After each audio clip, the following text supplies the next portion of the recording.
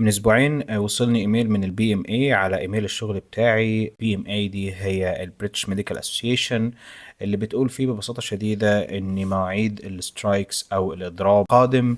هيكون في آخر جولاي. السترايك ده عبارة عن إيه؟ عبارة عن إن أنت في أيام محددة، غالبا بتكون 4 أيام شغل، والBMA بتدعو الدكاترة كلهم إن هم ما ينزلوش يشتغلوا في الفترة دي. طيب ايه الهدف من هذا الاضراب؟ الهدف من هذا الاضراب هو ان انا اضغط على الحكومة ان هي تزود الاجور بتاعة الدكاترة. طيب ليه؟ لان لو انت متابع الشأن الطبي في انجلترا هتعرف ان مؤخرا في ضغط شديد من الحكومة بسبب الفند اللي بيروح لل NHS، وان ال NHS اندر فاندد بطريقة عنيفة جدا، وده بيأثر على المرتبات والشغل، وبيأثر على الموارد بتاعة المستشفيات يعني عموما. ايه الغرض الاساسي من السترايك؟ الغرض الاساسي من السترايك هو ان انا اعمل حاجه اسمها باي ريستوريشن، ان انا استعيد الجزء الكبير من المرتب اللي انا فقدته بسبب عدم زياده المرتب من اكتر من 10 سنين. واللي حاليا بيقال ان قيمه المرتب بالنسبه للمرتب اللي كان بيتقبض في ال NHS هو اقل نسبه 25%، وده بسبب التضخم وعدم الزياده. السترايك ببساطه شديده بيتم عن طريق ان انت بتمنع الجونيور دكتورز ان هم ينزلوا. وما هم الجونيور دكتورز؟ هم اي حد موجود في الشغل مش على درجة كونسلتنت، بمعنى ان في دكاترة بتكون موجودة في المستشفى، ولكن الدكاترة دول مش الجونيورز دكتور، ولكن هم الاستشاريين. طيب الفكرة دي غرضها ايه؟ الفكرة دي غرضها ان انا رقم واحد امنع اي حاجة نون ايرجنت او الكتيف. يعني ايه؟ يعني معظم الشغل الطارئ الغير اساسي هو اللي بيتلغي، وفي حين الشغل الطارئ ده بيتم عمله عن طريق الاستشاريين. طيب هل ده بيتم استخدامه في الضغط على الحكومة؟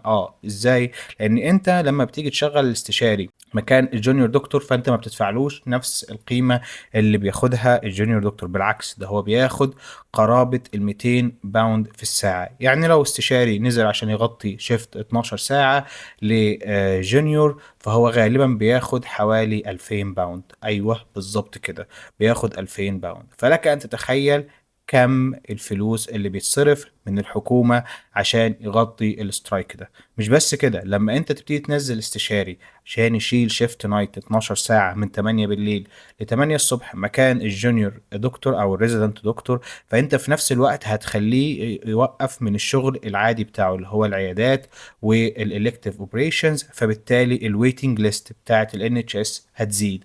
وبالطريقة دي انت مش بس خليت الحكومة تدفع اكتر للدكاترة، ده انت كمان ضغطت عليهم بان انت زودت قوائم الانتظار، واللي هو الهدف الاساسي للحكومة ان هي تقضي عليها حاليا. هل يحق لك ان انت تعمل سترايك؟ يحق لك انك انت تعمل سترايك عادي جدا.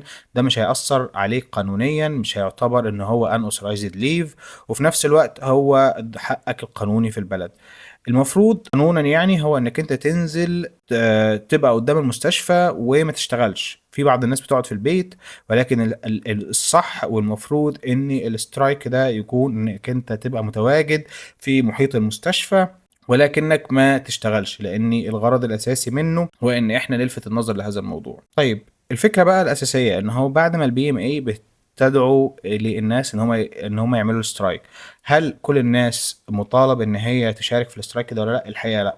الحقيقة إن أنت يحق ليك تماما إنك أنت تنزل زي ما أنت مسموح لك إنك أنت تنزل سترايك عادي، فأنت مسموح لك برضو على الناحية التانية إنك أنت ما تنزلش وما تشاركش لو أنت مش عايز، لأنه في الآخر هو بيعمل الموضوع ده بناء على قناعاته الشخصية وافكاره، وهل هو شايف اللي بيحصل ده هو ده الطريقة الصح ان هو يحارب الحكومة، او ان هو يكون ضمن مجموعة او ضمن افعال بتتعمل عشان تمنع الحكومة من ان هي تفضل تحارب الدكاترة وتفضل تحارب النظام الصحي في انجلترا بان هي تخليه اندر فاندد، وتبتدي توزع الفند بطريقة عادلة بحيث ان ال NHS او National Health System ياخد اللي هو محتاجه من الفلوس او الريسورسز بتاعت انجلترا.